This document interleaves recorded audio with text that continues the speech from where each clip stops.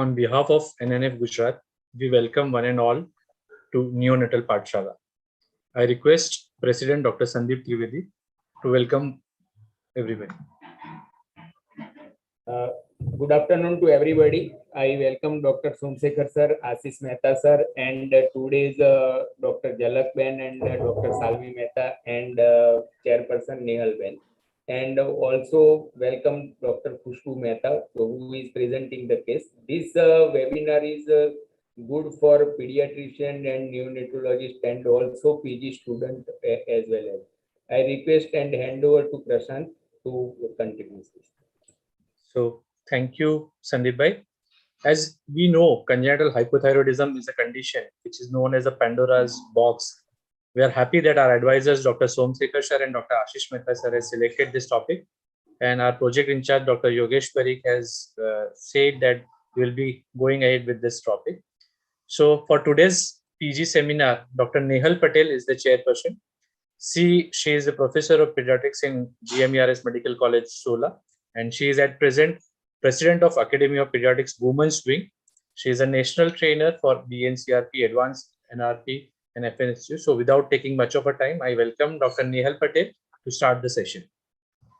Thank you, Prashant Bhai, and thank you, Sandeep Bhai, selecting me as a chairperson.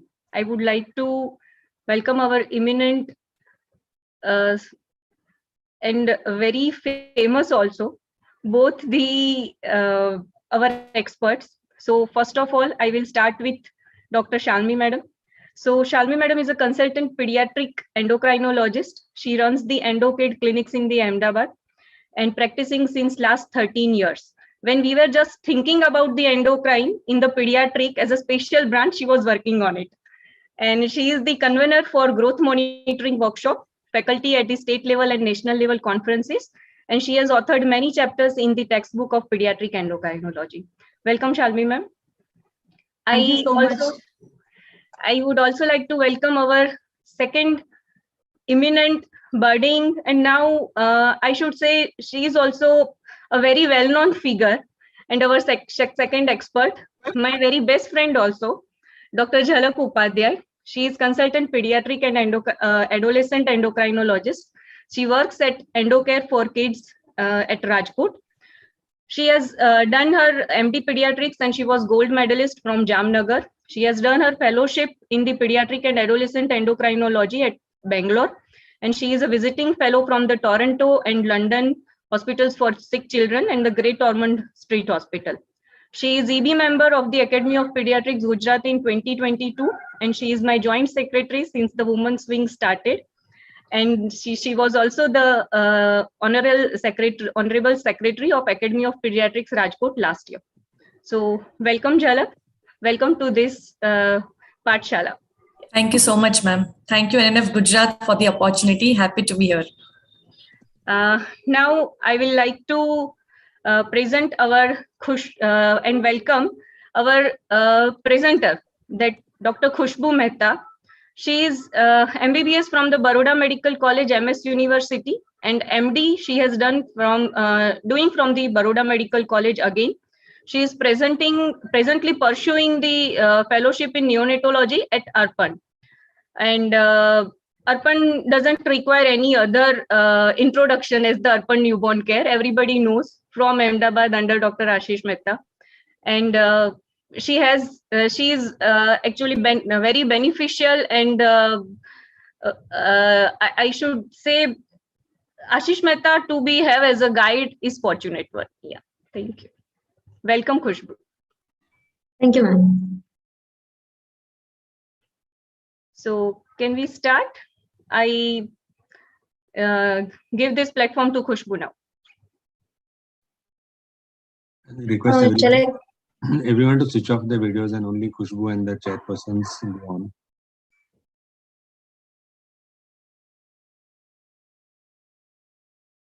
Shall I start sharing the screen? Please go ahead. Please go ahead.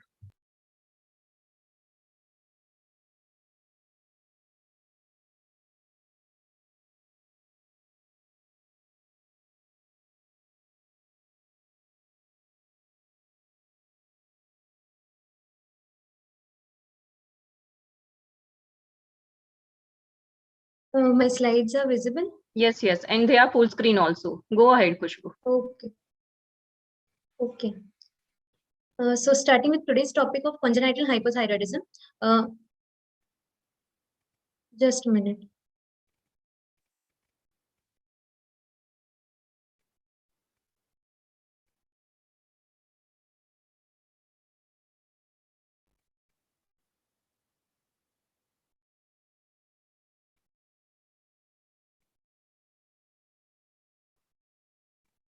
Yes, starting with embryogenesis of the thyroid gland first.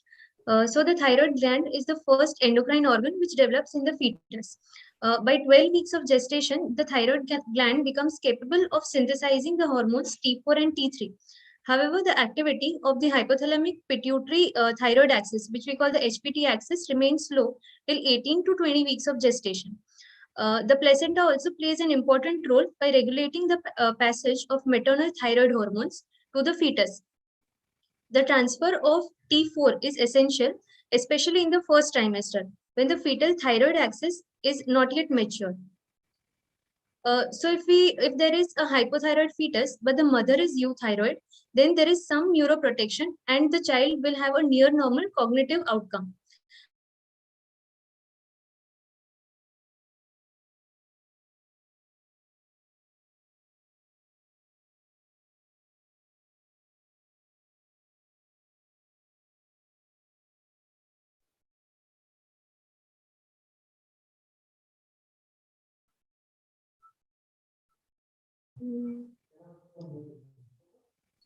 You require any help, Khushbu? Am I audible to everyone? Yes, now you are audible. Previously, you were not. Okay, so should I start again? Yes, please. Yes, start from here.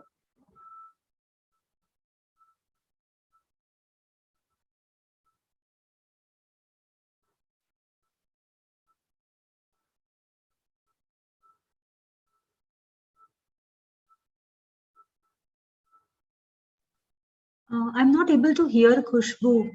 Is that with everybody? Yes, yes. Again, she is not audible. Okay, okay. I think she has internet issues because she's I'm frozen. trying to reach her. Just wait. Okay. She's frozen, I think. Your internet issues, I think you have internet issues. Khushbu, you can just switch off the video and then start. So better. Is it audible now? Yes, Yeah, it it's is audible. Okay. So, પછી So without video then. present, fine. Okay, okay. So starting again, the thyroid gland is the first endocrine organ to develop. By 12 weeks of gestation, the thyroid gland is capable of synthesizing its hormones thyroxine and triiodothyronine T4 and T3. But the activity of the HPT axis remains low till 18 to 20 weeks of gestation. The placenta also plays an important role by regulating the passage of maternal thyroid hormones to the fetus. This transfer of T4 is essential mainly in the first trimester when the fetal thyroid axis is not yet mature.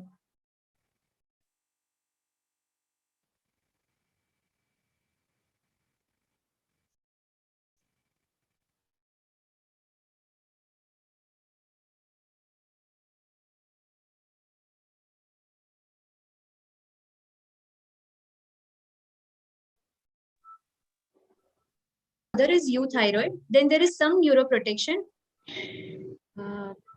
Screen sharing.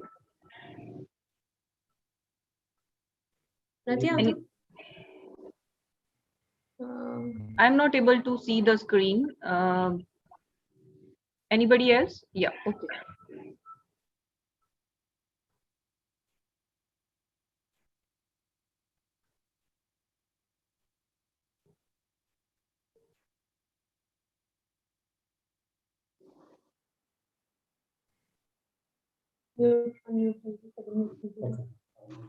So it's visible now? Yes, it is visible. Go ahead. Okay, okay. So if the fetus is hypothyroid, but the mother is euthyroid, then some neuroprotection is possible and hence near normal cognitive outcomes can be expected. But if the fetus is hypothyroid in a hypothyroid mother, then there will be more substantial deficits.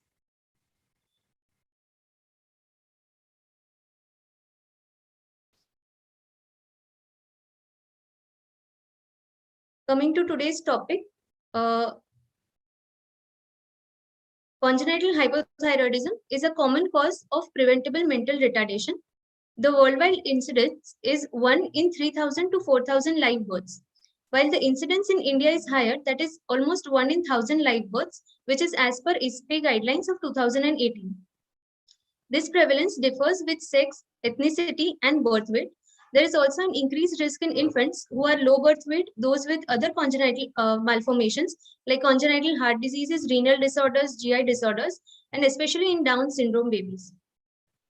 So here we see a Chinese study which also said that advanced maternal age, gestational thyroid disease, gestational diabetes, anxiety, medications during pregnancy, radiation exposure, family history were also a risk factor for development of congenital hypothyroidism. Coming to causes, now congenital hypothyroidism can either be transient or it can be permanent. So the transient causes of transient hypothyroidism, the causes include maternal antithyroid medication, which cause transient hypothyroidism, but that would stay for around 1 or 2 weeks of life. Then there can be TSH receptor blocking antibodies, iodine deficiency, iodine excess, TBG deficiency, or liver hemangiomas, which will cause T4 deactivating D3s. The more important causes are permanent of hypothyroidism, out of which thyroid dysgenesis accounts for the most common cause, that is around 85% of cases of congenital hypothyroidism are because of thyroid dysgenesis. It can be either aplasia, hypoplasia, or ectopia. And most of these cases are sporadic in nature. The other 10 to 15% are because of dyshormonogenesis, which are autosomal recessive, and hence the next siblings may need to be screened earlier. The less common cause is TSH resistance, and a rare entity is central hypothyroidism. Also, there can be hypothyroxinemia with a delayed TSH elevation, which we call atypical congenital hypothyroidism.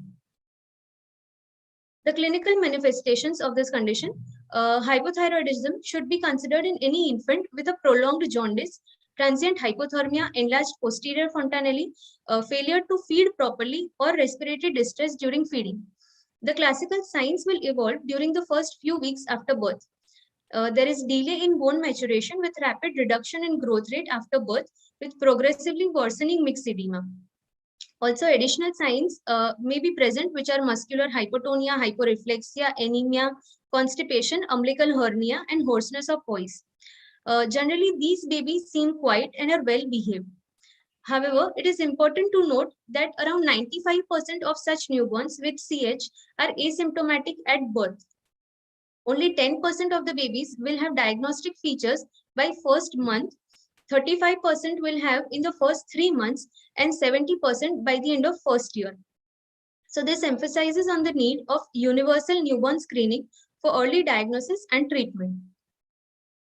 Here we see a picture of typical faces, which includes a depressed nasal bridge, narrow forehead, puffy eyelids, and protruding tongue. So screening of congenital hypothyroidism. There are 2 modalities, that is, we can either take a cord blood or a postnatal sample at 48 to 72 hours of life for screening, and postnatal sample can either be a dry blood spot or it can be a venous sample. Approaches to screening. First approach is a primary TSH approach with a backup T4, which is the most effective method to diagnose primary CH, but it is likely to miss central hypothyroidism, TBG deficiency, and hypothyroxinemia with delayed elevation of TSH. However, these are rarer causes, and hence it is more widely accepted and also used in our country. Second approach is a primary T4 with a backup TSH, which is likely to miss only milder or subclinical cases in which T4 is initially normal. The third approach is a concomitant T4 and TSH approach, which is ideal approach, but it causes higher costs. A second screening is also required in preterm neonates, low birth weight and very low birth weight babies, ill neonates who are admitted in NICU, and those in which the specimen collection was done in the first 24 hours of life, in which the reports may be faltered because of the TSH surge, and in multiple births, especially when there are same-sex twins. A repeat specimen is also collected at 2 weeks of age or 2 weeks after the first screening test. So this picture shows the method for collecting by dry blood spot, that is by using the heel prick, and the way in which they are kept on the filter paper. The further guidelines are taken from the ISPE, that is Indian Society for Pediatric and Adolescent Endocrinology. The 2 articles for screening and confirmation of diagnosis, imaging, treatment, and follow-up. So this is a flowchart in ISPE for the screening for screening of congenital hypothyroidism, in which we first see the TSH. Now, the cutoff for considering positive screen TSH is more than 20. If it is less than 20, it is considered normal. For more than 20, if it is mildly increased, that is TSH 20 to 40, then we have to recall the patient at 7 to 10 days of life for a second screen. During the second screen, a repeat TSH is done. The cutoff for which is TSH more than 20 at the age less than 2 weeks, or if the child then if that is positive, the confirmatory venous sample for TSH, free T4 or total T4 is done after 72 hours of age. Also, if the TSH is more than 40, then the patient is recalled earlier, that is within 48 to 72 hours. And if the TSH is more than 80, then immediately after taking the confirmatory sample, the treatment with levothyroxine has to be started immediately without even waiting for the reports. Coming to interpretation of the test, if there is a normal T4 but a high TSH, that is the TSH elevated for age that is more than 20 in a child less than 2 weeks of age, or more than 10 for a child more than 2 weeks of age with a T4 or free T4, which is normal, then we continue to repeat the TSH even after 2 weeks. And if this remains persistently high, that is TSH more than 10, even at the age of 3 weeks with a normal T4 or free T4, then it is an indication to start the treatment. If the T4 is low, that is low T4 less than 1.1 or less than 8 microgram per deciliter, irrespective of TSH, or it is just mildly low, that is less than 10 microgram per deciliter, but the TSH is higher, that is more than 20 or more than 10 for age of more than 2 weeks, then it is an indication to start treatment. Also, if the T4 and TSH both are normal, then it is considered normal and no further investigations required. Also, apart from this, we do imaging, that is ultrasound and scintigraphy, once the congenital hypothyroidism is confirmed biochemically. Now, both these modalities are important and they complement each other. However, wherever feasible, both should be performed. But it is possible that nuclear scan is not available everywhere. Hence, at least ultrasound has to be performed, which will at least differentiate thyroid aplasia and hypoplasia from other causes of congenital hypothyroidism. The only disadvantage being that ultrasound will miss an ectopic thyroid gland, which is also a common cause. If the scintigraphy could not be performed due to unavailability within 7 days of starting thyroxine therapy, then it has to be deferred until the child is 3 years old, when we can stop the treatment for a brief period of 4 weeks and then the scan can be performed. However, ultrasound can be performed anytime, even after starting therapy. These are the images for scanning, in which first we can see that the thyroid gland appears to be enlarged, and the cause here would be a dyshormonogenesis. In B and C, we can see the ectopic gland present. B would show a lingual gland, and C shows dual ectopic gland, which is sometimes called as the dumbbell appearance of the thyroid gland. In further investigations, a radiograph of the knee for skeletal maturation can be taken. As we see here, the distal femoral epiphyses are not visible. which shows that there is severe compromise during the fetal period. Hence, it assesses the severity of the intrauterine hypothyroidism. Investigations are also done to rule out other associated congenital malformations, especially congenital heart diseases and renal diseases. Also, universal hearing screening and regular hearing assessment are to be done. So the indications for starting treatment in congenital hypothyroidism, as discussed earlier, include first a low T4, that is less than 8 microgram per deciliter, irrespective of the TSH. Or the T4 is mildly low, that is less than 10 microgram per deciliter, in the presence of an elevated TSH, that is more than 20 if the age is less than 2 weeks, and more than 10 if the age is more than 2 weeks. The third indication being a normal T4 or free T4, but a persistently elevated TSH, that is more than 10 even at the age of 3 weeks. These indications are also taken according to the ISPE guidelines of 2018. So starting the treatment with L-thyroxine has to be started as soon as possible and no later than the first 2 weeks of life. The initial dose for this is 10 to 15 micrograms per kg per day. The tablets are to be crushed and fed directly or mixed in a small amount of water or breast milk. They have to be taken empty stomach, and it is of importance that the tablets are taken at the same time every day. Ferrous sulfate, calcium, soya, and fiber will interfere with the absorption, and hence they should be administered at least 2 hours apart. The goal of the treatment is to neutralize the T4 level at the earliest. The T4 is to be kept in the upper half of the normal range, or free T4 1.2 to 2.3 nanogram per deciliter, with the TSH suppressed in the normal range. So finally, coming to monitoring and follow-up, T4 and TSH levels are monitored as per the following schedule. After starting of the therapy, the first follow-up is called for at 2 weeks after the initiation, and by this time we expect the normalization of T4. 4 weeks after that, that is after 6 weeks of starting therapy, T4 and TSH both are tested, by which time we expect the normalization of TSH. After that, TSH and T4 testing is done every 2 monthly till the child is 6 months of age. Beyond that, from 6 months to 3 years, the testing is done every 3 months, and beyond 3 years, every 3 to 6 monthly till the growth and pubertal development is completed. Any dose change needs to be followed up by a biochemical evaluation after 4 to 6 weeks. Also, along with every follow-up, we look for regular growth and development by plotting on appropriate growth charts.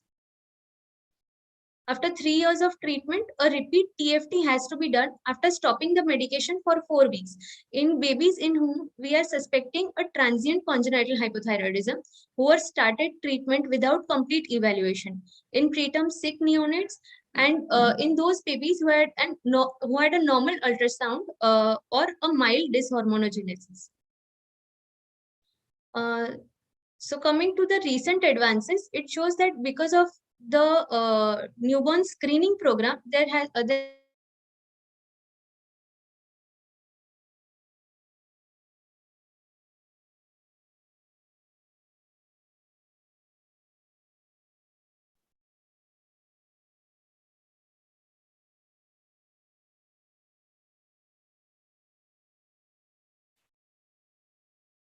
Khushbu, we are not able to hear you.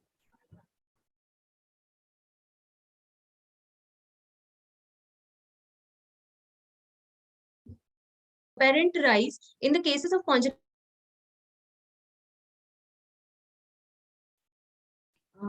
The screen is also not there, Khushbu. You need to screen share again. I think Khushbu lost the connection. Yeah, Khushbu is there, SH. Khushbu, if you want, I'll share a screen for you.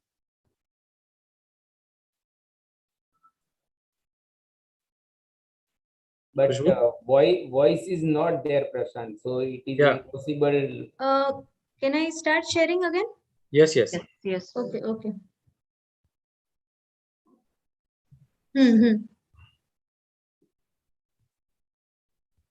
Am I audible now?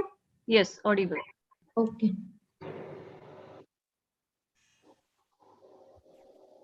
So looking at this study on recent advances, we see that there seems to be an apparent increase in the incidence of congenital hypothyroidism that is almost double in the recent years.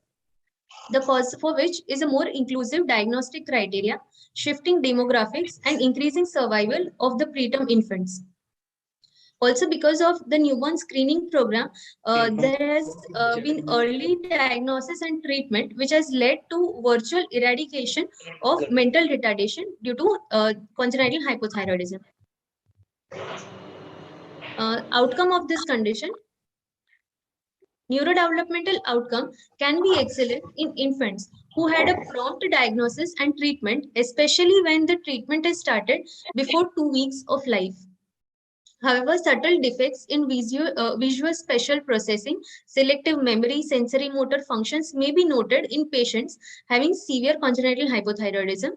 In those whose diagnosis has been delayed, severe cognitive and behavioral defects are noted, depending upon the severity of hypothyroidism.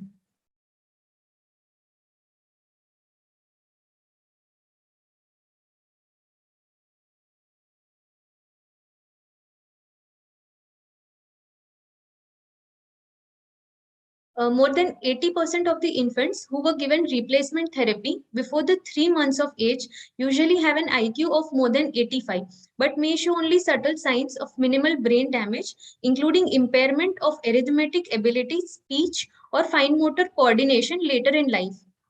But if the treatment is delayed, if it is started between 3 to 6 months, then the IQ may fall to 71, and when delayed beyond 6 months of age, the mean IQ drops to 54. This was taken as per the European Society of Pediatric Endocrinology consensus in 2014. In their recent guidelines, also they have mentioned that in the vast majority of early and adequately treated children with congenital hypothyroidism, neurodevelopmental and school outcome levels are normal, with an IQ and an intellectual disability, which is an IQ of less than 70, has almost disappeared. Also, this study shows the pediatric quality of life in babies with congenital hypothyroidism, which shows that the age at first treatment, the initial dose of thyroxine, and the length of treatment had correlated with the quality of life in children with congenital hypothyroidism. Thank you.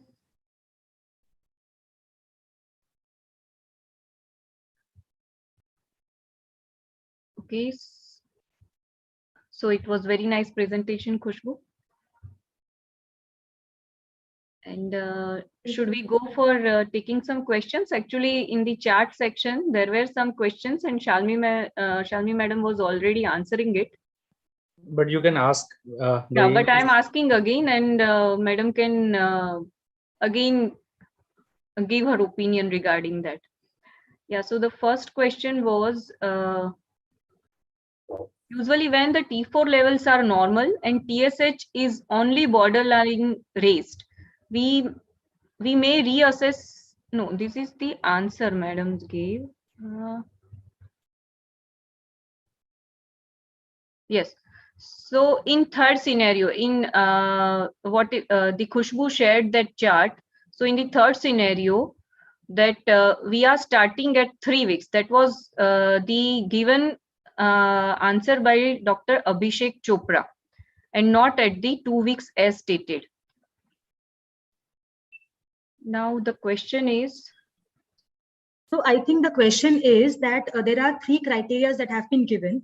And in the third criteria, they say that if the TSH is more than 10 at the age of 3 weeks also, then we should consider starting treatment. So the normal values that we say are for 2-week cutoff, right? But when the TSH levels are really borderline and the T4 levels are normal, and sometimes a referral to a pediatric endocrinologist happens.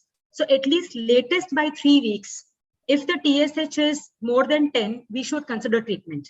So ideally, I think we just need to remember 2 values: less than 2 weeks if the TSH is more than 20, more than 2 weeks if the TSH is more than 10, and if you have low T4 levels, as mentioned, like low T4 less than 8, free T4 less than 1.1, we have to give the benefit of doubt and we have to treat it.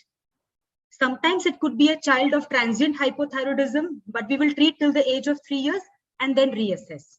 So only in those scenarios, sometimes where referrals are happening or a slightly delayed reference is there, a 3-week cutoff can be considered. But I think for all practical purposes, we'll take a 2-week cutoff. Okay, ma'am. Another question is, what is the normal value of TSH in neonate of 2 weeks of age? And at what age should we consider TSH of 5 normal? Zalak, you want to answer? So I'll just request of both the experts. The aim of PG seminar is that the student who has presented will first answer and then both the experts will correct. So Khushbu will answer first. Khushbu.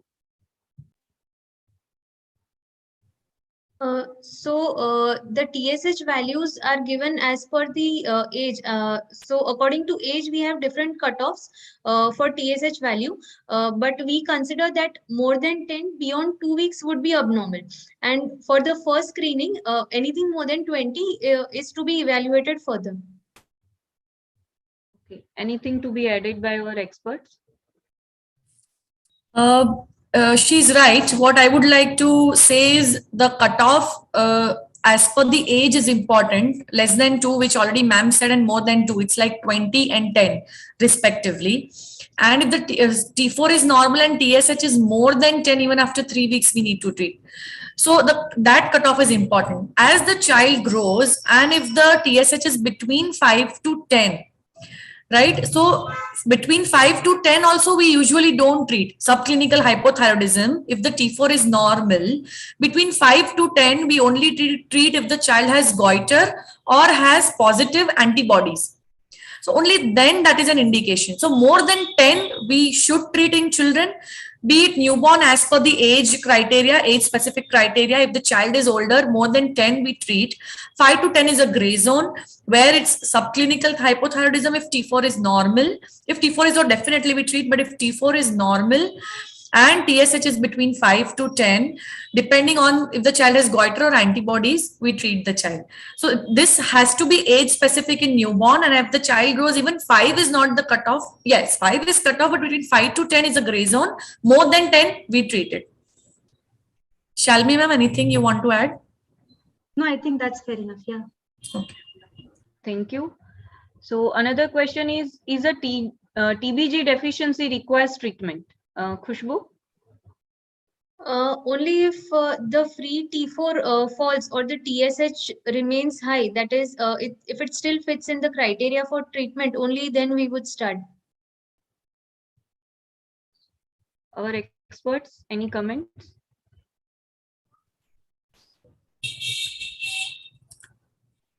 Shall I take the next question? So, shall I say something? Yeah, please. Okay, so TBG deficiency usually has low total T4. So when we get a free T4 done, it will be normal and that doesn't require treatment. So that is why we always tell that doing free T4 is better than doing total T4, because if total T4, if that is low, so TBG deficiency may lead to total T4 and sometimes we start treating the child, whereas the TSH and free T4 can be normal. So if you get a profile done, it should be free T4 TSH. That is what we prefer. And any child of hypothyroidism, we prefer doing free T4 and TSH. T3 we do not order because T3 is the first to change in a child with hyperthyroidism. So if you are treating a child with hyperthyroidism, T3 is important. In hypothyroidism child, free T4 and TSH, that is what we usually order, and even monitoring we usually go for free T4 and TSH. So in hypothyroidism, since T3 is a more active metabolite, the aim is to convert all the T4 into T3.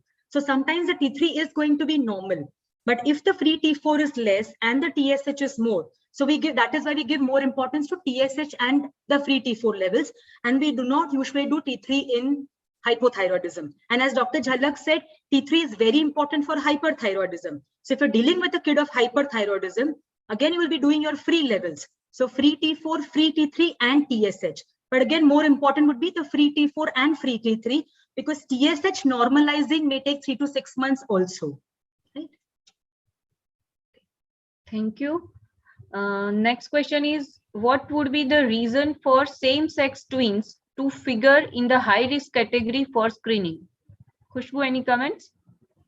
That would probably because they are found to have a higher incidence if we see according to the risk factors. Any expert comment? So probably the incidence of hypothyroidism, the congenital in the same sex, could be because they share the genetics. But here, just to pass on a general message, we have to screen each and every newborn, right? So there is no high risk category. Each and every newborn, irrespective of the maternal thyroid status or the the term gestation or any sickness in the baby, all the newborn babies have to be screened. Right, but probably because they may share the same genetics and therefore the incidence could be slightly higher in the same-sex twins. But irrespective, we need to screen everybody. Thank you, ma'am. Dr. Sushil Gupta is asking, when should screening to be done in preterm, especially extreme preterm baby or ELBW babies? Khushbu? So the usual guideline is to get it screened at least once by 7 days of life. That is the first screen. Okay. Experts? So usually it's like first week we need to screen, but because of prematurity, they may have immature HPT axis, and there are a lot of factors contributing to hypothyroxemia of prematurity. Even if the child is sick, the child is on dopamine, any other drugs which may interfere, we may have false negative values. So you may do it within 1 week, but that needs a repeat sampling after 2 to 4 weeks again. So the repeat needs to be done. But after birth, first will be within 1 week and then after 2 to 4 weeks, depending how is the child. Okay, so in the similar line, Dr. Sheila Iyer madam is asking that the single lab reading is enough or we require 2 abnormal readings. Khushbu, any comments? So if in the first screen, if the TSH is found to be very high, that is, if it is more than 80, then we will take a confirmatory sample. But even before arrival of the reports, we should start the therapy. If it is in the range of mildly increase of 20 to 40, then we can wait for the report of the confirmatory samples and then start therapy. Yes, so in full-term newborn babies, the screen done at 72 hours, if it is classical high. So if it is less than 20, it is normal. Anything above 20, it depends on what range of TSH it is, right? So between 20 to 40, 1 week.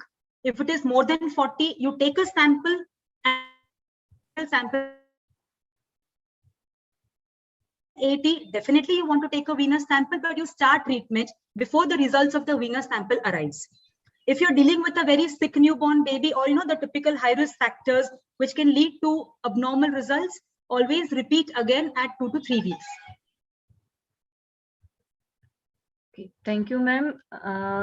Dr. Prisha Thar is asking about the cost of thyroid scan. Khushbu, you have idea? I guess that would be depending upon the institute or whether the in-house facility is available or we are sending it outside. Exact figure won't. So here it's like in Rajkot, it's around 4,000. That is what they charge. And it can be anything, doing a scan or doing a ultrasound. So depending on patient, how affordable is the patient. The other thing is for doing a scan, the child needs to come to Rajkot. If I have a child from a periphery, the child needs to be shifted here. If the child cannot be shifted, I cannot wait for the scan to start treatment. Right. So our first priority will be starting treatment without delay. If I'm getting a scan done, I shouldn't delay for the scan, but I should start treatment. USG can be done anytime, but a scan should be done within 1 week of starting thyroxine. Or if we couldn't do it, USG can be done, ultrasound can be done. But yes, we need to remember that ultrasound may miss ectopic gland at times. So if you have a lingual, it may miss it may get missed on ultrasound. So in Ahmedabad, it is around 4,000 to 6,000, depending upon where you are getting it done. And as Dr. Zalak said, if the TSH is really high, if it's an established case of hypothyroidism, then getting radio imaging is not mandatory. starting treatment is more important. So you don't want to delay, you don't want to waste your days in getting the imaging done. A sonography can be done at any time. It tells us about the structure of the thyroid gland. So whether the gland is present or not, what is the size of the gland, whether there is agenesis, hypoplasia. Sometimes it might pick an ectopic also. It doesn't tell about the function, and therefore for the function we get the scan done. But again, getting a scan is not mandatory, right? So we can start the treatment. That is more important. And if a scan needs to be done later on, if we decide, it can be done after 3 years of age, when we can stop thyroxine for at least 4 weeks and then get a scan done. So on treatment, if you already started treatment and if you want to get a scan done, it should be within 1 week of starting thyroxine. And if you stop it, it will be after 3 years of age when you stop for 4 weeks and then get a scan done. If the TSH is high again, and if you want to find the etiology. So it could be technetium scan where you look for the structure. It could be perchlorate discharge test where you look for the dishormonogenesis or organification defect. So different types of scans are also available. Thank you. Dr. Ashish is asking, after starting treatment, sometimes the TSH remains elevated with normal free T4. So how should we react to this? So we usually keep the free T4 in the upper normal range, and for TSH we can wait for 4 to 6 weeks to normalize, after which we might require changing of the dosage. So I think whenever we have a patient as in where the TSH is slightly elevated, we always want to look at the compliance, whether the child is taking the medicine, like the medicine is being given correctly or not, the full dose is being given or not, because this tablet, when you dissolve, it doesn't dissolve properly. So some particles may stick to the spoon also, and you are not giving the full dose to the child. So first ensure the compliance, make sure that the child is receiving the full dose correctly, right? Usually after starting treatment, we would repeat the TSH and the free T4 at 2 to 4 weeks. So sometimes TSH might take some more time to come down. So if free T4 has normalized, we might want to wait, repeat again after 2 to 4 weeks instead of increasing the dose. However, if the TSH remains persistently above the normal ranges, then we'll have to increase the dose. Thank you, ma'am. So, sorry, can I say something? Yes, Zalak. And Okay. also tell this, the similar question by Dr. Ashish, that how much time we should wait for TSH to be normal. Suppose after 6 months of treatment, free T4 is normal with slightly elevated TSH. Should we increase the dose or continue same? Most of the things Shalmi madam already talked, but you can even show some light. So for what we aim is to, our aim is to keep free T4 in the upper normal range. So it may happen that TSH is not normalized yet, but your free T4 is in upper normal range. That may happen. And this may be due to pituitary hormone, this thyroid hormone resistance. So there is a set point and it may take time for TSH to normalize. So even if your free T4 is in upper normal range and TSH is little high, we won't increase the dose. Right? I won't increase the dose to keep TSH suppressed and free T4 higher than the normal range. So the T4 should be in upper normal level and TSH if little high, that is fine till my free T4 is in upper normal range. If I'm trying to suppress TSH with high free T4 levels above the normal range, that is not right. So this is how we should aim. Sometimes it may take beyond infancy for TSH to get normalized. So initially this may happen in some children that the TSH is high, but free T4 should be between should be in the upper normal range. That is why during monitoring also we tell them to do both free T4 and TSH and not only TSH, because we might be suppressing TSH as per our reports, but then free T4 may be very high. It may happen. One more thing I would like to add is the timing of the sample taken. Sometimes you give the medicine and you do the sample immediately, your free T4 levels might be falsely elevated. Right. So always ask the patient to get the investigation done before they take the medicine, or at least 6 to 8 hours after taking the medicine, because that thyroxine that they have taken might increase the free T4 and they feel that the free T4 is already high in spite of a slightly borderline high TSH. Right. So that might also confuse our thing. So always make sure that we are that taking the medicine is not influencing our reports. Some like practical points to advise. Yeah. Thank you so much. These are so useful practical points, and we need to keep it in mind. The another question by Dr. Vikas Kateva is there any effect of gestational hypothyroidism on the status of newborn's thyroid status? Khushbu? Yes, because in the first trimester, mainly the baby's HPT axis is not mature, and whatever thyroid the baby is receiving is from the maternal thyroid via the placental transfer. So if the mother is having hypothyroidism, then it is likely then that in the first trimester the baby might have compromise of the cognitive outcomes. Okay. Our experts, anything to add?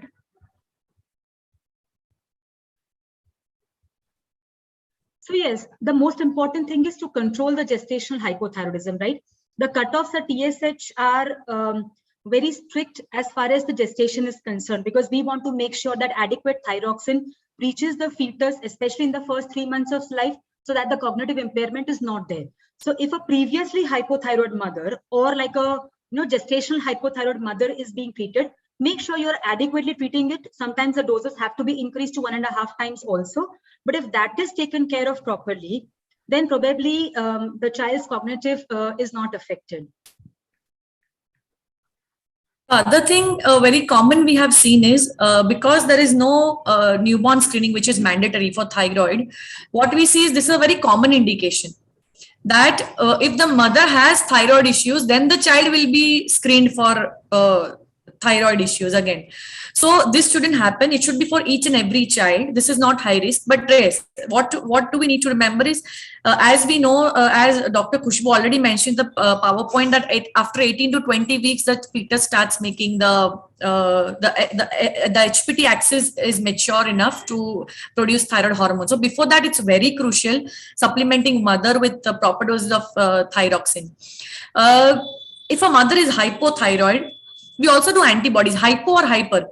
Doing antibodies is also important because they may cross placenta, reach the child, and depending on the antibody status, the child may have thyroid issues. So it may be thyroid stimulating antibodies or like TSH blocking antibodies or TSH stimulating antibodies. So depending on that, the newborn may have hypo or hyper. So when we talk about maternal graves, it can be anything which crosses and the blocking or the stimulating, and the child may have anything, either hypo or hyper. And even if the child is, so if the mother is having hypothyroidism, the child can have any this thyroid issues. So, but once the antibodies get cleared off, this is usually a transient phase. So the child may become okay by maybe 3 months or maybe maximum by 6 months of age. So this is also important, looking at the maternal antibodies also. But this could be transient. So this should not be the only indication to screen children, the newborn, if the mother has a thyroid issue, but each and every newborn should be screened. Yeah, thank you. The question again by Dr. Ashish is, dry blood spot level is whole blood. Is the criteria same from dry blood spot or is different from the serum sample? Khushbu? So for both the cutoffs are different. What we discussed in this presentation were according to the venous sample, that is the whole blood sample. The unit which we usually see is that for whole blood, we have to multiply that by 2.2 times the serum values. Experts comment? Correct. So what we discussed is all serum units. Right. So if that is in whole blood, so that should be multiplied by 2.2, and then that gets converted to serum unit. So that is how. So Dr. Khushbu was right. This is how we do it. Okay. Question from our president, Dr. Sandeep Trivedi, that if antibodies are present but TSH is normal, what to do? Start to treat or not? Khushbu? We need to see the free T4 or total T4 levels also before deciding on starting the treatment, and also monitor for TSH. Yes, so we need to do a TSH and a free T4 if they are normal. but still the antibodies are positive, right? We will monitor these patients. I mean, on a regular basis, we'll do their free T4 and TSH. And the moment we see that the TSH is rising or the free T4 is getting low, we start treatment. But sometimes if you're looking at these newborn babies, right, who have these transient hypothyroidisms, in these patients, we again will follow our cutoff levels. It could be a case of transient hypothyroidism, but again, less than 2 weeks, more than 2 weeks, if we follow our TSH levels and they are, more than 20 and more than 10, we will start treatment. We will continue treatment till the age of 3 years. So even if it is a transient hypothyroidism, we will still give the benefit of doubt and treat these children. But if the antibodies are positive and thyroid function tests are normal, we will just continue to monitor them. Sandeep sir, it happens that in the normal population also many of us are antibody positive. About 10 to 20% of us will have anti-thyroglobulin positive. So anti-TPO is more important in that case. And again, if it's a very high titer, we will, kind of monitor more frequently. But in newborn, madam, sometimes antibodies only present. TSH, T3 and T4 are normal after 3 to 4 days or 10 days of the life. And how much time we go for continuous thyroid hormones to that patient? So usually if it is a maternal affection, like the maternal transmitted antibodies, by 6 months, the antibodies will clear off from the circulation. So if by that time the investigations are within the normal range, then we can stop monitoring. Thank you. Very nice discussion is going on, but I need to ask Prashant, how many questions I can take, how many more minutes I have? Last 2 questions. Last 2 questions. Okay, so I'm going by the orders only. So Dr. Prisha Thar is asking, treatment should be started with 10 or 15 microgram per kg? Khushbu? Usually we will prefer a higher range if the TSH is more, that is, if it is more than 80, then we start with a higher value. Otherwise, we can start with 10 microgram per kg. Yeah, so 10 to 15 microgram, it's a range, so you can start with 12, 13 micrograms also. So the main rule of neonatal hypothyroidism is to start with a higher dose, repeat the values, and then decrease the dose if needed. Right? So always prefer the higher dose, bring the TSH down, normalize the free T4 and TSH quickly, and then if needed, you can decrease the dose. If you're dealing with a case of adolescent hypothyroidism or say, the autoimmune hypothyroidism that presents later in life, we'll begin with a low dose and then gradually escalate to the normal dose. But in the newborn babies, start with a higher dose.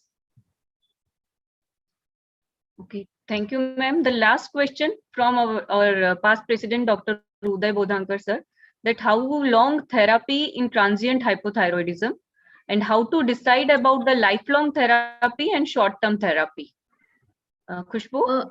So even if the baby is having transient hypothyroidism, but after we start treatment, we reassess only after 3 years. So till that time the child has to be continued on therapy, and after reassessing at 3 years of age, then we can decide if it is of transient nature, then the therapy can be discontinued. And if the cause is something causing permanent hypothyroidism, like if there is ectopia or dysgenesis or aplasia of the gland, then it has to be a lifelong therapy.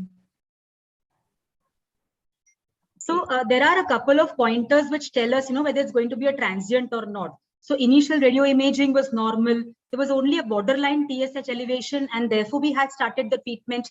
During the course of treatment, the dose requirement has not increased. So as the child grows older, usually the dose requirement increases. But here the dose requirement remains the same. And, if you kind of decrease the dose, the TSH rises. So if the TSH rises in between, it is a permanent form of hypothyroidism. If the radio imaging at presentation was abnormal, it is usually a permanent hypothyroidism. Otherwise, we will continue the treatment till the age of 3 years, because that is the time when maximum brain development is going to happen. At 3 years, we will stop the medicine for 1 month, reassess the free T4 and TSH.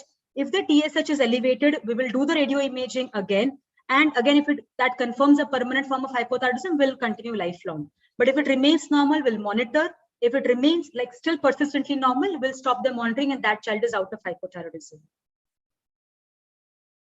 Thank you, madam. So it answers also the Dr. Dhiren Thakkar's question that treatments once started has to be continued till 3 years of age. So ma'am says yes, it should be continued because the development of brain is affected if we don't continue.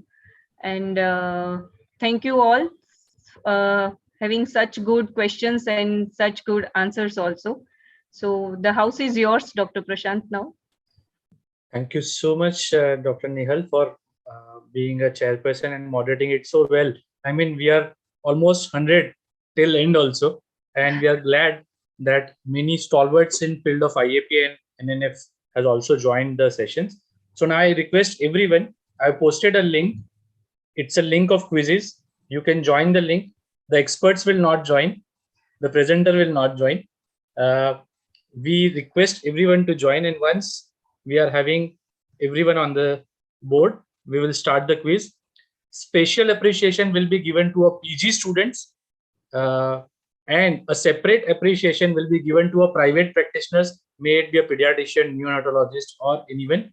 But then I request all PG students to participate. That will be very useful for you. It's just a 7-minute quiz, online quiz, so everybody can attend. And we are at present having 28 participants out of 100 present over here. So I request again PG students to take part, as well as all the private practitioners can join, but the special appreciation will go to the PGs, as Neonatal Pathshala aims that the students should be benefited more. As someone said, post a link. I'm again posting a link. And now we are 34. So I'm just sharing a screen. Yeah, my screen is visible, right? Hello? Yes, visible, Prashant. Yes. Yeah. So 36 participants, you all can see that. And now I'm starting a quiz.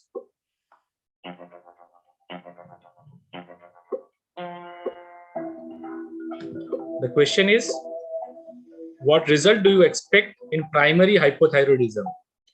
Raised T4, raised TSH. B, low T4, raised TSH. C, low T4, low TSH. D, normal TSH, low T4.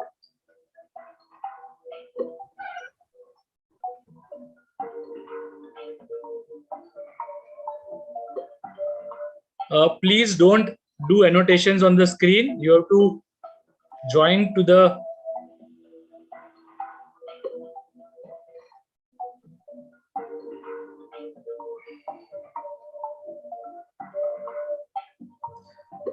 you all have joined through a link to quizzes. You have to click on that.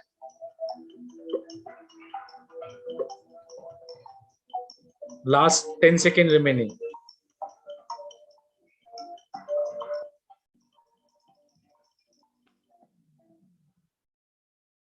The time is over.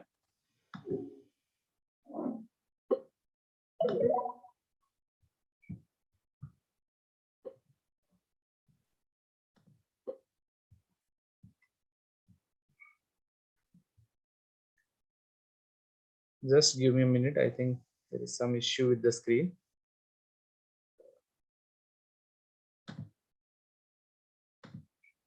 Yeah. See, the link of quizzes will lead you from your mobile to quizzes, and you will be able to see there only. As only 1% has answered, I'm just restarting this question. Maybe there is some issue, so you all can now again check it. Yeah, now fine, perfect. 6 people have answered. 16 have answered. Very good.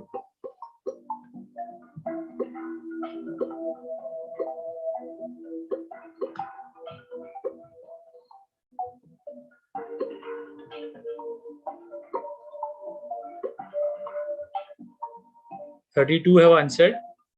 Fine.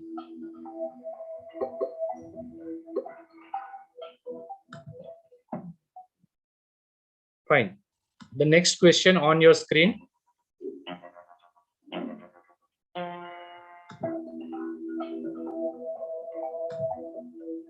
How do we monitor a child with congenital hypothyroidism? TSH levels, T3, T4 TSH, TSH and free T4, and T4 levels.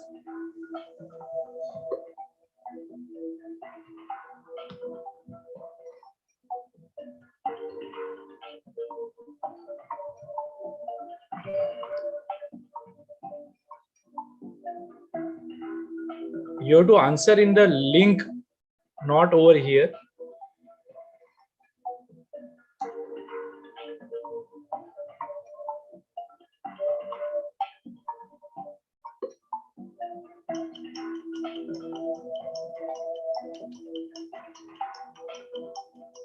Again, the annotation is there. Yeah.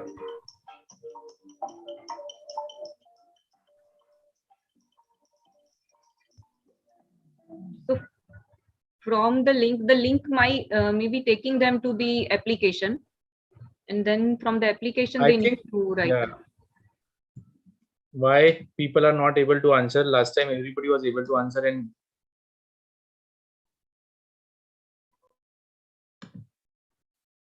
Prashant, can you cancel annotations? Is it possible? yeah, I am just trying. Yes, sir, just a minute.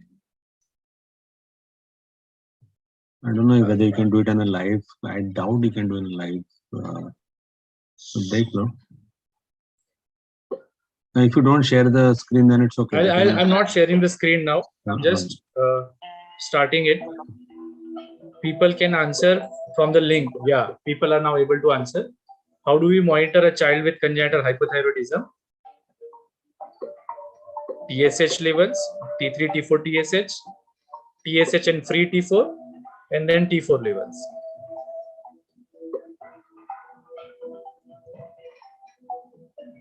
So I'm getting answers, sir. I'm not sharing screen because people are doing annotations, so I'm not.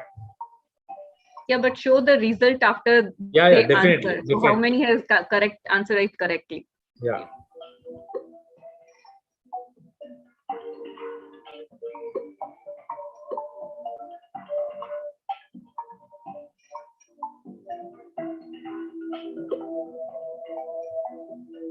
So this question is ended. Now third question, which you all will be seeing on your screen. Indication for starting levothyroxine as per blood reports are TSH more than 20 at age less than 2 weeks, TSH more than 10 at age more than 2 weeks, low free T4 less than 1.1 nanogram per ml, or low T4 less than 8 microgram per deciliter, and D is all of the above.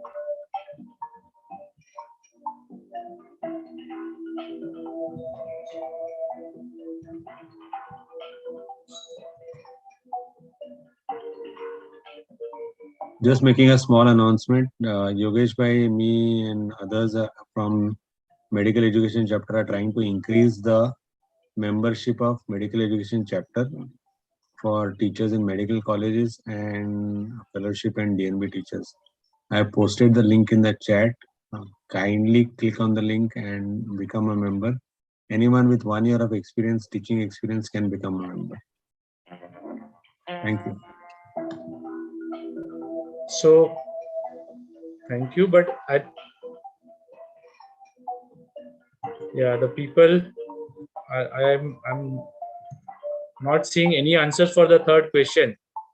Yeah, because somebody typed in the chat that in the app they were not able to see any questions.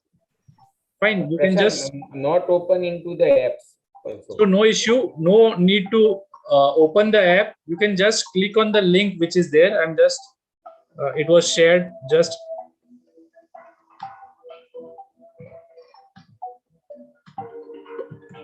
no need to go to app. Just click on this link. But the same problem in the link as well. Okay, let me check it again. If you click on the link, can you see this question? In an untreated hypothyroid mother, fetus is affected maximally during which period?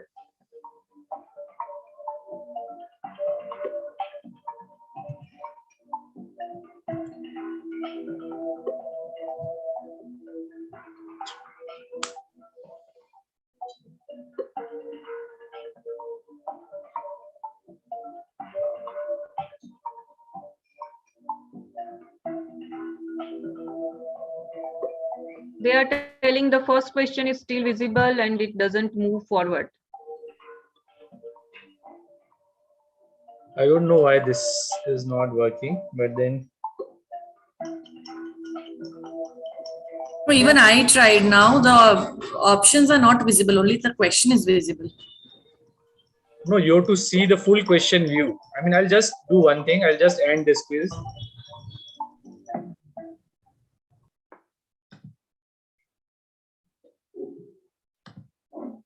So sorry. I mean, but I'll just say that Kamal Parikh sir was on the top, but I'll again starting this quiz. Sorry for this trouble. This, I don't know why this happened, but then this was an unexpected error. And I'm just generating a new link for the same questions. Everybody will just click on the link, and then this link will lead you to the questions. A new link, please. Sorry for the disturbance. This is a new link with the code 929234.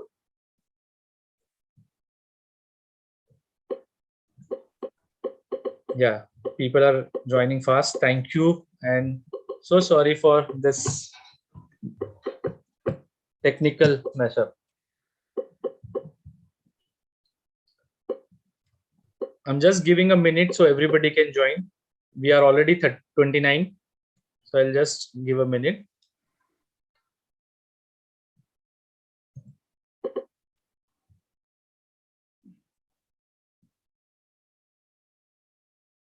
The maximum number of participants we can have is 100. So that is not an issue. last time we had it 30, 40. 25. This time we are having 100 now. We have paid money to get the official. And the mashup happened. Still, Why- okay, I'm that's why I'm starting now. wondering- I'm starting now. Yep. The quiz is started. I think everybody will be able to see on their screen from where they joined. The first question: what result do you expect in primary hypothyroidism? And answers are coming fast, so no need to give the options.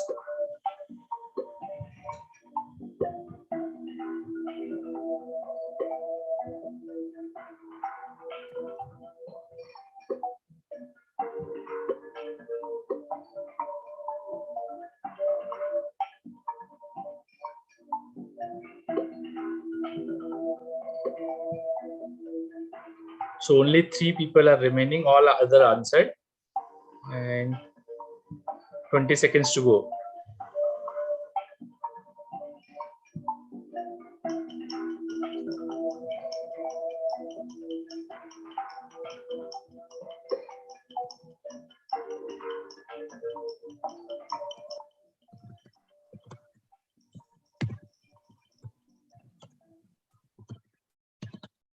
Thank you. The correct answer are given by many. Next question. 29 has given correct answers. Thank you. Next question. The total participants were 33. How do we monitor a child with congenital hypothyroidism? Again, people are so fast. 50% have already answered. The TSH level, T3, T4, TSH, TSH and free T4 and T4 levels.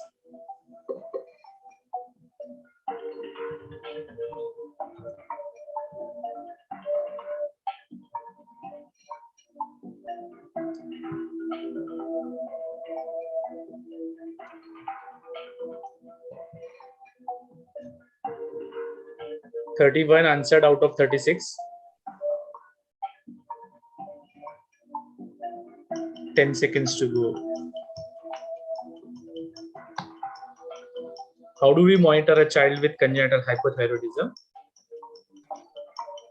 It's been said repeatedly by experts in today's seminar, and the time's up.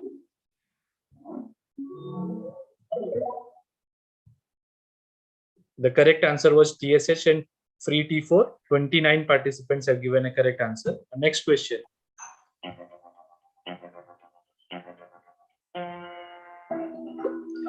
indication for starting levothyroxine as per blood reports are TSH more than 20 at less than 2 weeks, TSH more than 10 at age more than 2 weeks, low free T4 or low T4, and all of the above.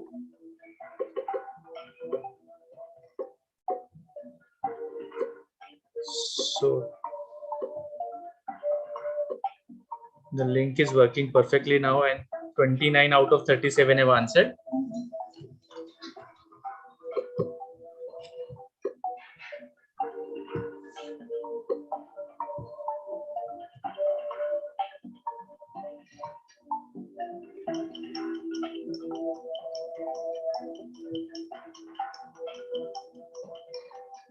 Now, if the link is working, you can share the screen also, Prashant, because we ought to know.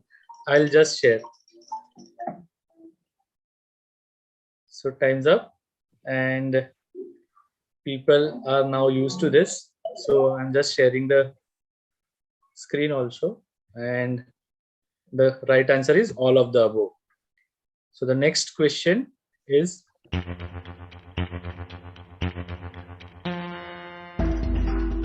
in an untreated hypothyroid mother, fetus is affected maximally during which period?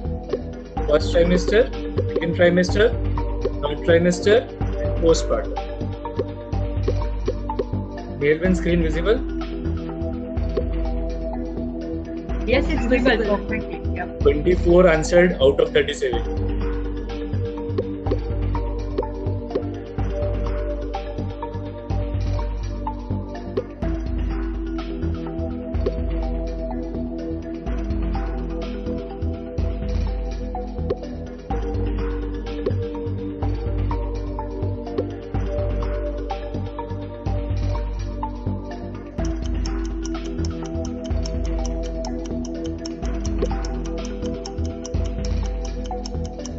We are nearly having 90% answers, and out of 90% are right. So, good thing. Time up for this question. And Sarita is leading. Vikas Kateva, sorry, is leading now. And the correct answer was first trimester. Next question. Last 3 questions remaining. When is the ideal time to collect blood sample for newborn thyroid screening? Within 24 hours of birth, 48 to 72 hours, after 7 days, and anytime within 14 days.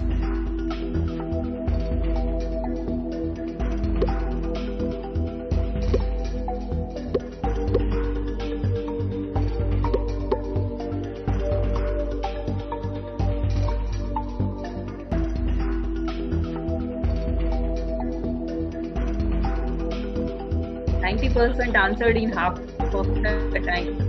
Yeah.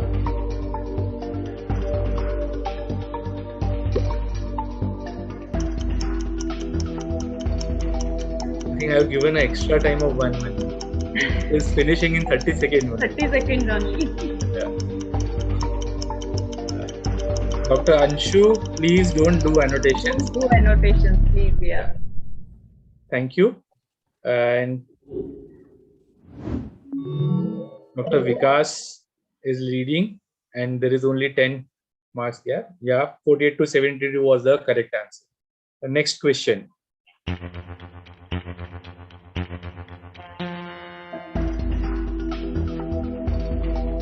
Undergo technician scan for radiological workup. Thyroxine needs to be for how many days? 2 weeks, 4 weeks, 6 weeks, 12 weeks.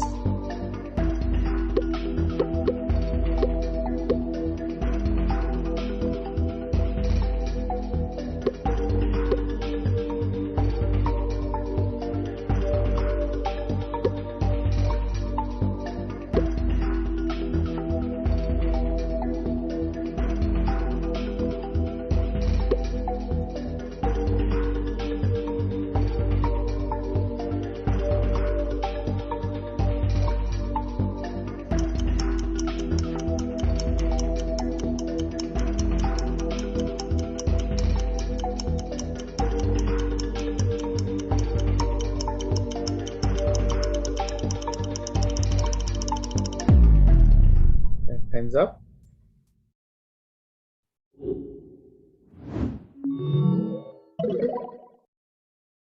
Oh, we have a new leader. The correct answer was 6 weeks. Next question.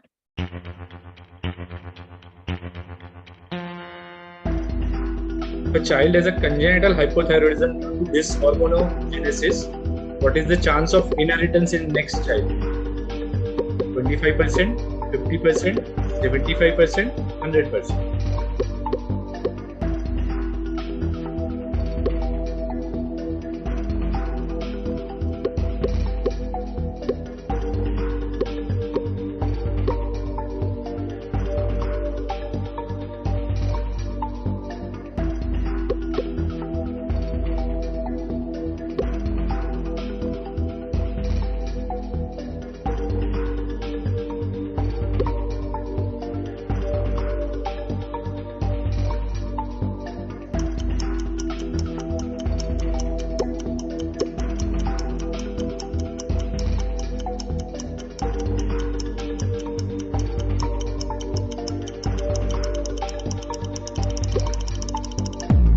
Hands up. And the correct answer was 25%. Hello, sir. Are you busy right now? And the last question, this was the last question, sorry. So we have completed 7 questions. And this is the result. First, second, and third. Dr. Raju Bhoja, Dr. Parita, and Vikas Kateva. They were the first 3 winners. And this is the overall score of everyone. So thank you so much. I hope you people have enjoyed the quiz. And anything now, it's open for everyone. Before I just present a vote of thanks, anyone can now just say anything which they want to. Somsekhar sir. It was a very interesting seminar. If you noted, the seminar got over by I think 4 o'clock, and we actually have had discussions and questions and quiz for more than 40 minutes now. So which is very good. That is, the seminar threw up questions, and there were a lot of discussion with the experts. So I think we are very thankful to Ashish Bhai and the presenter Khushbu for choosing this topic, and the experts, and Dr. Nehal for chairing the session. So it was excellent, and really enjoyed it. And as you said, we have had 100 participants throughout almost 1 hour, and many more on YouTube. So I'm sure we have picked up a good point. Despite physical teaching starting, we are still having good attendance on online platforms. So this is something very good for NNF Gujarat, and I'm sure we should be able to continue it. Thank you. Back to you. Best wishes to NNF Gujarat, and I wish you continue the same in future. Somsekhar sir and Ashish sir and Prasant. Now we just request the winners. I mean, I already shared the names, but we just want to have a one winner, that is a postgraduate student. If you can just post in chat box. I'm just saying first 6 names. Dr. Raju Bhoja is first, Parita is second, Dr. Vikas Kateva is third, Uma is fourth, Fatima N is fifth, and Prashant Prabhu is sixth. So please write down your. Prashant Prabhu is a faculty, that I'm telling you. Yeah, okay, sir. The others can write down, so I can prepare a certificate fast for them in chat box. Parita is a resident. I think Dr. Sheila has mentioned. Dr. Vikas Kateva is a faculty.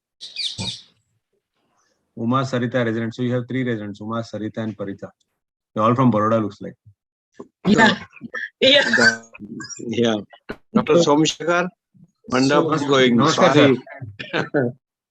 Namaste. Dr. Bodhankar is from Nagpur. I was listening to whole 1 hour, and really it is amazing to see the presentation from Khushbu, an expert from you. Hats off to NNF Gujarat, to you, Trivedi, Mehta, Karya. Thank you, boss. Thank you very much, sir. Thank you very much, sir. It's our pleasure, sir. Yeah, even I tried to answer. I was only one answer was wrong, so I must get the prize. No, because we are students throughout our life. Yeah. So I just request the students to post their email address and phone number so we can send them the certificates. And Yeah. over here, Prashant, I also need a certificate. sure, sir. Sir, The we'll youngest definitely send participant. The youngest participant. Yeah. Thank you, thank you. Yeah, it was a wonderful. I will request all my PGs to join this thing. It was my first experience. Definitely, they will do it. Thank you, Somshakar sir, Karya, Trivedi, Mehta, and all experts who were there. Thank you very much, sir. So we'll share with you, sir. We'll share with you every week. Yeah, Thank you, thank you, Somshakar. Sir, I think Prashant has mentioned the link, same link will be Yeah, there. the Zoom every link will Wednesday. remain same for all the sessions, all Wednesday sessions. We have started a recurring meeting link only. So if by chance you are not getting a link, yeah, then so, the same link will remain. And Prashant, you YouTube need is our to change NNF Gujarat YouTube channel. you need every to change Tuesday. the date in this certificate. Every Wednesday, sir. Every Wednesday. Yeah, I Khushbu just is getting Khushbu Mehta. Wonderful. yeah, I'll just change the date in a hurry. I just forgot to change the date. Yeah, But certificate of appreciation is presented to Dr. Khushbu Mehta for presenting a wonderful seminar on congenital hypothyroidism. And thank you, Dr. Nehal Patel, for being a chairperson, Dr. Shalmi Mehta for being an expert, and Dr. Zalak for being an expert. We also thank Dr. Raju Boja for participating, Dr. Parita for winning the PG quiz, Dr. Vikas Katewa being a faculty also participating, Dr. Uma and Dr. Fatima N for participating, and also Dr. Prashant Prabhu. So thank you so much. Our next Wednesday session of Neonatal Pathshala is on 16th of Feb. It is on a bleeding unit and approach, in which Dr. Kedar Salveshwar will be the moderator. Along with him, Dr. Naveen Bajaj, Dr. Sachin Shah, and Dr. N. Chandrakumar will be our experts. So we hope everybody will join on time at 3:30. So thank you